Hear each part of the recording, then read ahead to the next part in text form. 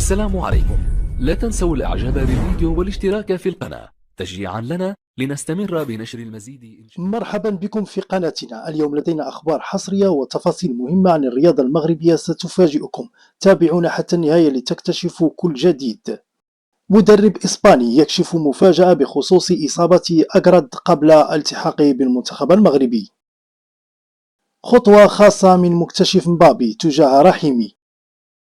مدرب الجابون يتحدى الأسود. في مباراة غير طبيعية إبراهيم دياز يساهم في فوز ريال مدريد أمام أوساسونا برباعية. والآن إليكم التفاصيل الحصرية. شهدت قائمة ريال سوسيداد المستدعاة لمواجهة برشلونة الإسباني غدا الأحد في إطار فعاليات الدوري الإسباني تواجد الدولي المغربي نايف أكرد. وكان مدرب سوسيداد قد أكد بعد نهاية مباراة فريقه ضد فيتوريا بيلزن في إطار الدوري الأوروبي الخميس الماضي بأن أكرد مدافع الأسود تعرض لإصابة مقلقة. ونشرت الصفحة الرسمية للفريق الباسكي القائمة المستدعاة لمواجهة بارسا ويتواجد بها نايف أكرد. وفي حال دخوله رسمي في المباراة سيكون ابن قنيطرة ونجم الفتح الرياضي سابقا في مهمة صعبة لإيقاف ليفاندوفسكي ولامين يامال. تعرف المدير الجديد للعين الإماراتي ليوناردو جاريم على لاعبي بطل آسيا بعد تعيينه مدربا للفريق خلفا للأرجنتيني المقال من مهام هيرنان كريسبو. وحسب الصور القادمة من مقر تدريبات فريق القطارة فإن جارديم عقد جلسة ثنائية مع النجم الدولي المغربي للعين الإماراتي سفيان رحيمي. جاءت جلسة جارديم ورحيمي على هامش أول حصة تدريبية أشرف عليها مكتشف كيليان بابي ومدربه سابقا في موناكو الفرنسي. يذكر أن العين انطلق هذا الموسم على إيقاع نتائج جد سلبية في مختلف المسابقات. أكد تيري ميوما مدرب منتخب الجابون أمس الجمعة بليبروفيل أن الإنجازات الكروية التي حققتها مختلف المنتخبات المغربية على المستوى الدولي والدينامية الحالية لكرة القدم المغربية هي ثمرة سياسة رياضية طموحة.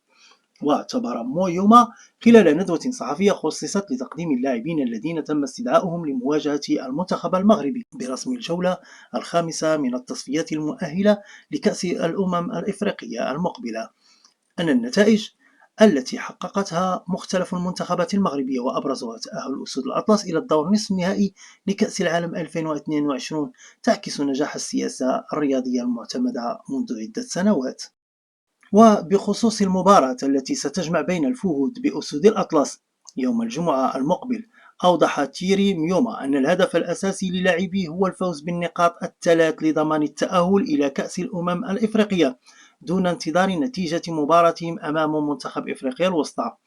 وأشاد بصلابة دفاع المنتخب المغربي الذي لم يتلقى سوى هدف وحيد منذ بداية التصفيات مشيرا إلى أن عودة المهاجم بيير إيميريك أوباميونغ الغائب عن المواجهتين ضد ليسوتو في أكتوبر الماضي سيكون لها تأثير إيجابي على زملائه الذين سيحاولون اختراق دفاع أسود الأطلس وتحقيق الغاية المرجوة. وقال المدرب الجابوني: أعتقد أننا استخلصنا العبر من الأخطاء التي حدثت في مباراة الذهاب لإعداد الفريق الأمثل، مشددا على أهمية اللعب الجماعي خلال هذه المباراة.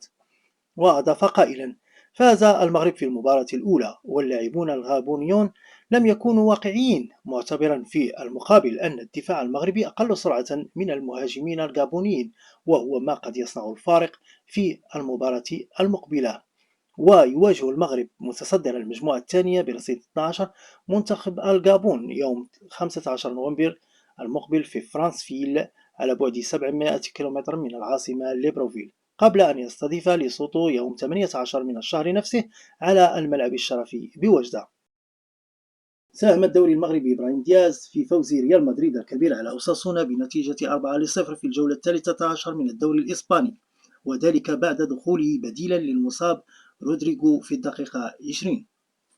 وقدم دياز أداء جيدا أضفى ديناميكية على الهجوم حيث تألق بتمريراته الحاسمة وتعاونه مع زملائه في صناعة الفرص، كما قدم تمريرة حاسمة ساعدت في تسجيل الهدف الرابع، مما أكسبه تقييما مميزا بلغ 7.5 نقاط ليبرهن على أهميته في تشكيلة ريال مدريد. بهذا الانتصار رفع ريال مدريد رصيده إلى 27 نقطة في وصافة جدول ترتيب الليغا. فرحة الفريق الملكي بالعودة إلى الانتصارات عكر صفوها إصابة 3 لاعبين منه دفعة واحدة، ويتعلق الأمر بكل من رودريغو ولوكاس وإيدير ميليتاو الذي أفادت التقارير بإصابته بقطع في الرباط الصليبي للركبة.